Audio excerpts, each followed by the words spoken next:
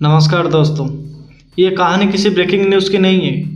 ये उन टूटे हुए परिवारों की है जो अब भी किसी उम्मीद के सहारे अस्पताल और पुलिस स्टेशन के बाहर कतार में खड़े हैं।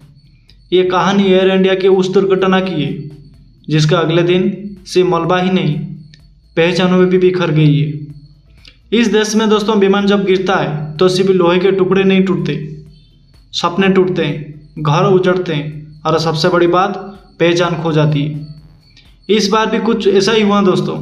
हादसा के बाद अगले दिन जो दृश्य सामने आया वो सिर्फ खुद विदारक नहीं था, वो हमारे सिस्टम की लाचारी और संवेदनहीनता का आईना भी था। मुंबई से उड़े इस विमान ने तकनीक खराबी के चलते लैंडिंग से कुछ ही मिनट पहले क्रैश कर लिया। मौके पर ही 43 लोगों की मौत हो गई और बाकी गंभीर रूप से घायल हो गए। अगले दिन जो मंजर था वो किसी युद्ध की तरह से कम नहीं था। अस्पताल में शवों की लाइन थी और अस्पताल के बाहर परिजनों की लाइन थी, सिर्फ डीएनए टेस्ट के लिए। आप सोचिए दोस्तों, एक परिवार सुबह सुबह ये सोचकर चाय बना रहा हो कि बेटा या बेटी फ्लाइट से पहुंचेंगे और दोपहर होते होते उन्हें डीएनए टेस्ट देना पड़ रहा है, ये जानने के लिए कि कहीं वो बेजान शरीर उनका अपना तो नहीं। मुंबई के जेजे अस्पताल, नायर अस्पताल और एयरपोर्ट मेडिकल हब में सुबह से ही लंबी कतार में लगी है। हाथों में आधार कार्ड, आंखों में सवाल और दिल में एक डर, क्या वो अब भी जिंदा है? मैंने देखा कि एक बुजुर्ग महिला जिनकी उम्र लगभग 70 के करीब होगी, कांपते हुए फॉर्म भर रही थी। जब उनसे पूछा गया कि आप अकेले क्यों आई हो, उन्होंने कहा बेटा तो गया और पहचान भी खो जाएगी क्या? दोस्तों, ये सिर्फ शब्द नहीं थे, ये उस मातृत्व की पुकार थी जिससे अब कानून, तकनीक और सैंपल के सहारे अपने बेटे की पहचान ढूंढनी पड़ती थी।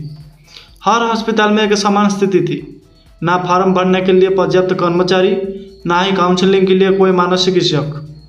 मीडिया तो था, लेकिन अधिकांश चैनल के लिए ये इमोशनल एंगल मात्र था। असली सवाल पूछने वाला कोई नहीं था। डीजीसीए यानी कि नागर विमानन महानिदेशालय की प्रेस कॉन्फ्रेंस सिर्फ तकनीकी बातों पर केंद्रित करती थी।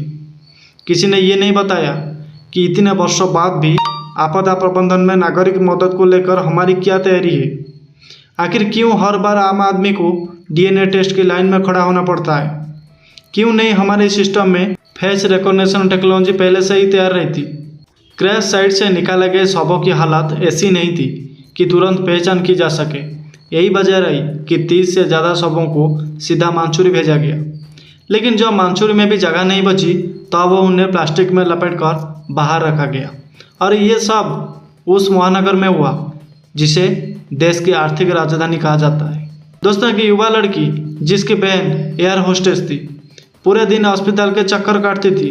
जब उसके पास पहुंचे तो बस इतना कहा, कल तक उसकी तस्वीरें इंस्टाग्राम पर वायरल थी, आज कोई जवाब तक नहीं दे रहा है कि वो कहाँ है। सरकार की तरफ से मुआवजे की घोषणा जरूर हुई, 10 लाख मृतकों के परिजनों के लिए और 2 लाख घायलों के लिए, लेकिन क्या कोई मुआवजा उस पहचान की खेती की भरपाई कर सकता है जो डीएनए रिपोर्ट आने तक अधूरी है? दोस्तों, शाम होते होते अस्पताल के बाहर बैठी एक औरत से मैंने पूछा, कब से इंतजार कर रही हो? उन्होंने कहा, सुबह 7 बजे से बैठी हूँ। बोला गया है कि सैंपल मैच होने में कम से कम 48 घंटा लग सकते हैं। अभी तक कुछ बताया नहीं, बस बैठी हूँ उम्मीद में। और उम्मीद यही सबसे बड़ा शब्द है इस पूरे घटनाक्रम में। एयर इंडिया के विमान की वो एक दुर्घटना सिर्फ हादसा नहीं थी, वो इस देश के इंसान शब्द की परिभाषा पर एक प्रश्न चिन्ह थी। अंत में बस यही कहना चाहूँगा कि जिनके अपने खो गए हैं वो अब भी कतार में हैं, और जिनका कोई नहीं गया वो अगले फ्लाइट के टिकट की लाइन में है। यही भारत है जहाँ खबर पुरानी होती नहीं, बदल जाती है।